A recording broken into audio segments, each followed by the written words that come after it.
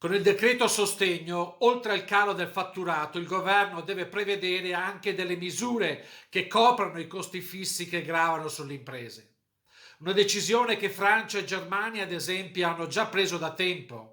Tra bonus economici, cassa integrazione e sussidi, l'anno scorso ogni italiano ha ipoteticamente ricevuto 1979 euro dallo Stato per fronteggiare gli effetti negativi provocati dalla pandemia, contro una media dei paesi europei che si stima in 2518 euro pro capite. Sono i dati elaborati dalla CGA di Mestre. Sebbene siamo stati la nazione che in Europa ha registrato il più alto numero di vittime e contestualmente abbiamo subito il crollo del PIL tra i più rovinosi di tutta l'UE, nel confronto con i principali paesi siamo assieme alla Spagna, prosegue la CGA, coloro che hanno meno aiutato le imprese e i propri cittadini.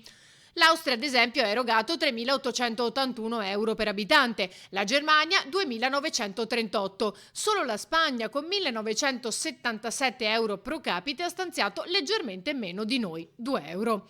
Questa comparazione, riferita al 2020, non include i 32 miliardi di euro di bilancio approvati dal Parlamento a gennaio, che dovrebbero consentire l'approvazione del decreto sostegno. Ma con l'entrata in vigore della zona rossa anche per il Veneto, ora moltissime attività commerciali e servizi alla persona rimarranno chiuse. Non abbiamo scelta. La situazione sia sanitaria che economica è grave. Se il governo non interverrà tempestivamente anche con rimborsi adeguati, tanti artigiani e altrettanti piccoli commercianti rischiano di chiudere definitivamente la propria attività.